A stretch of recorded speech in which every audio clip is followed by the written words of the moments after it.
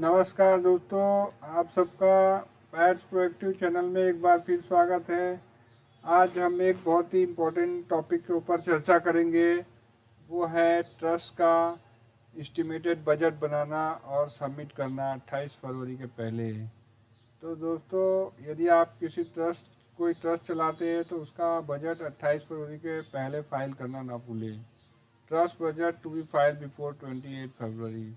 तो आज हम इसके बारे में बताएंगे कि बजट क्या होता है। बजट एक एस्टिमेटेड बजट होता है ट्रस्ट का। जो भी लोग ट्रस्ट चलाते हैं उन्हें एक एस्टिमेटेड बजट बनाना होता है, जो फरवरी 28 के पहले उनको, हर साल की फरवरी 28 के पहले उनको सबमिट करना होता है। तो आइए हम जो इसके बारे में चर्चा करते हैं और आपको इसके बारे में और डिटेल बताते हैं।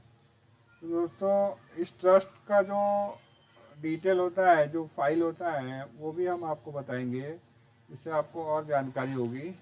तो ट्रस्ट के बजट में आपको क्या क्या डॉक्यूमेंट सबमिट करने होते हैं। इसमें पहला डॉक्यूमेंट है शेड्यूल ए, जिसमें आपको ट्रस्ट का नाम, एड्रेस और ट्रस्टी के नेम, एड्रेस आपको डिटेल सबमिट करना है। जिसमें आपको ऑब्जेक्ट भी बताना है, ट्रस्ट का, आपके ट्रस्ट का ऑब्जेक्ट क्या है। ये सारा डिटेल इस शेड्यूल ए के अंदर में आता है। तो पहले आपको यहाँ पे आपका ट्रस्ट का नाम लिख देना है, उसका एड्रेस लिख देना है।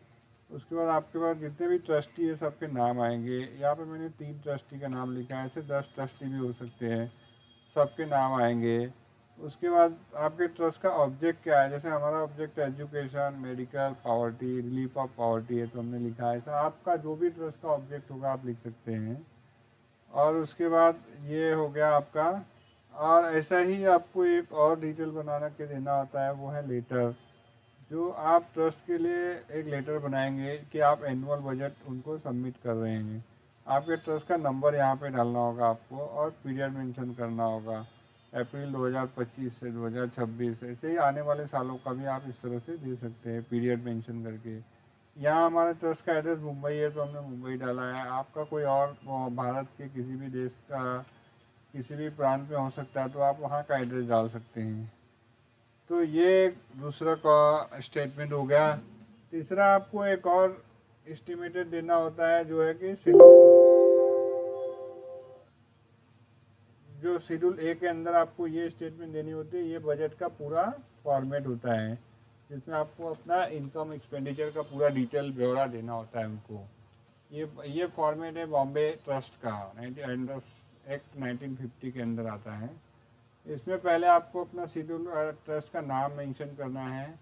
उसके बाद एनुअल बजट का पीरियड आएगा, जैसे अभी 1 अप्रैल 2025 से 31 मार्च 2026 का है। तो ये पीरियड हमने डाल दिया। यहाँ आपको अपने ट्रस्ट का रजिस्ट्रेशन नंबर डालना है। उसके बाद दोस्तों, आपको एस्टिमेटेड रिसिप्ट के बारे में बताना है। ये 2 कॉलम होंगे, एस्टिमेटेड रिसिप्ट और एस्टिमेटेड एक्सपेंस डिस्बर्समेंट। तो पहला एस्टिमेटेड रिसिप्ट में आपका ओपनिंग कैश आ जाएगा, जो आपका लास्ट ईयर का क्लोजिंग हुआ ओपनिंग में आ जाएगा। हमारे केस में ये कैश ओपनिंग जो हमने डाल दिया है। और उसी तरह आपको एस्टिमेटेड रिसीट का डिटेल देना होगा। एस्टिमेटेड रिसीट में नॉन रिकरिंग भी होता है और रिकरिंग भी होता है।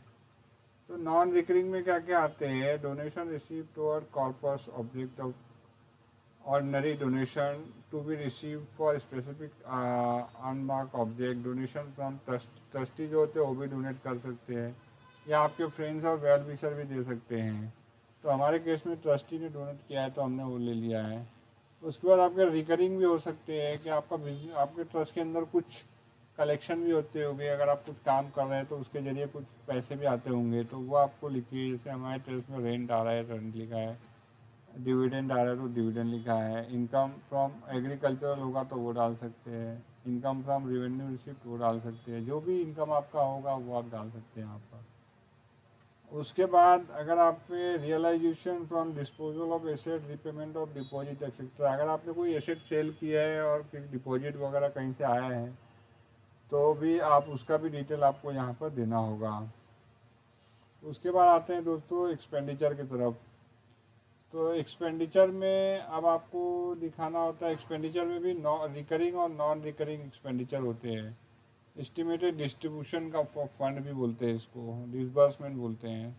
तो नॉन रिकरिंग में क्या होता है, major repair building asset such as building walls canals. ये क्या आपके जो ट्रस्ट की जो प्रॉपर्टीज अगर उसमें किसी प्रकार का कोई रिपेयर हुआ है तो उसका मेजर रिपेयर हुआ तो यहाँ पे आएगा। अगर आपने कोई इमूवेबल परचेस किया है, कोई व्हीकल परचेस किया है ट्रस्ट के अंदर तो उसका डिटेल यहाँ पर आएगा, या कोई इमूवेबल प्रॉपर्टी परचेस किए तो भी आएगा, फिक्स डिपॉजिट वगैरह कुछ किया है तो उसका आएगा। उसके बाद आता है रिकरिंग एक्सपेंसेस। रिकरिंग में आपके डे टू डे ट्रस्ट के जो खर्चे हैं उसके डिटेल आएंगे, जैसे कि रेंट रेट टैक्सेस हमने अपना फिगर डाल दिया है, एडमिनिस्ट्रेटिव एक्सपेंसेस आ जाते हैं, पेमेंट ऑफ सैलरीज आता है, ट्रांसफ़र ऑफ डिप्रिसिएशन। अब ये एडमिनिस्ट्रेटिव एक्सपेंसेस जो होते हैं तो वो बहुत बड़ा एक्सपेंसेस होता है, तो इसमें आप ऐसा इसका एनेक्जर भी बना सकते हो। जैसे कि एनेक्जर में आप दे सकते हो कि आपको कहाँ कहाँ देना है, रेंट देना है, वाटर देना है, ऑफिस एक्सपेंसेस देने हैं, पोस्टेज है, printing stationery, electric, legal expenses है, सैलरी वगैरह है। जो भी आपके ट्रस्ट के एक्सपेंसेस होंगे वो एडमिनिस्ट्रेटिव में आते हैं, तो आप उसका एक ब्रेकअप भी दे सकते हैं। तो इस तरह से आपका ये एक्सपेंसेस और इनकम माइनस करके आपको प्रॉफिट पता चल जाएगा, एक एस्टिमेटेड प्रॉफिट, या लॉस भी हो सकता है। हमारे केस में प्रॉफिट हो रहा था, हमने प्रॉफिट दिखाया है। तो इस तरह से आपका ये एनुअल बजट रेडी हो जाता है। उसके बाद आपको एक और लास्ट काम करना होता है, वो है रिजोल्यूशन। आपको एक रिजोल्यूशन देना होता है, जो रिजोल्यूशन आपको अपने ट्रस्ट के लेटर हेड पे बना के देना होगा। आपके ट्रस्ट का एड्रेस आएगा, आप कितने बजे रिजोल्यूशन पास हुआ, कितने कौन से डेट को हुआ, और आप क्या रिजॉल्व करें। उसमें आप इसमें मिनर्स बुक का भी में भी जो भी अमेंडमेंट हुआ है, जो भी डिटेल होगा उसके भी आते हैं, आपने क्या क्या काम किया पूरे साल में, क्या करने वाले हैं, उसकी एक मिनर्स बुक बनती है जो आप इसमें डिटेल दे सकते हैं कि आने वाले सालों में आप क्या क्या काम करेंगे, तो वो डिटेल डाल सकते हैं इसमें। और उसके बाद फिर फाइनली आप रिजॉल्व करेंगे तो statement will be like that the budget is approved as per submitted charity commissioner board hereby authorise mister X Y Z. हमारे आप इसमें यहाँ पे ट्रस्टी का नाम लिख सकते हैं जिसको आप ऑथोराइज कर रहे हैं सबमिट करने के लिए, for the set purpose and to do all such act deal and thing may be necessary to give effect to this resolution. तो इस तरह से आप एक रिजोल्यूशन बना के भी आपको उसमें देना होगा। तो दोस्तों जैसा मैंने बताया आपको, ये 4 डॉक्यूमेंट देने होंगे, रिजोल्यूशन देना होगा, एनेक्जर देना होगा, लेटर देने होंगे, और शेड्यूल पार्ट ए देना होगा। तो ये है आपके सारे डॉक्यूमेंट जो आपको सबमिट करने हैं बजट में। आशा करते हैं कि आपको ये वीडियो काफ़ी पसंद आया होगा और ये आपको बहुत सारी जानकारी मिली होगी। तो ऐसी ही जानकारी आपको आगे इस चैनल में मिलती रहेगी। जय हिंद, जय भारत।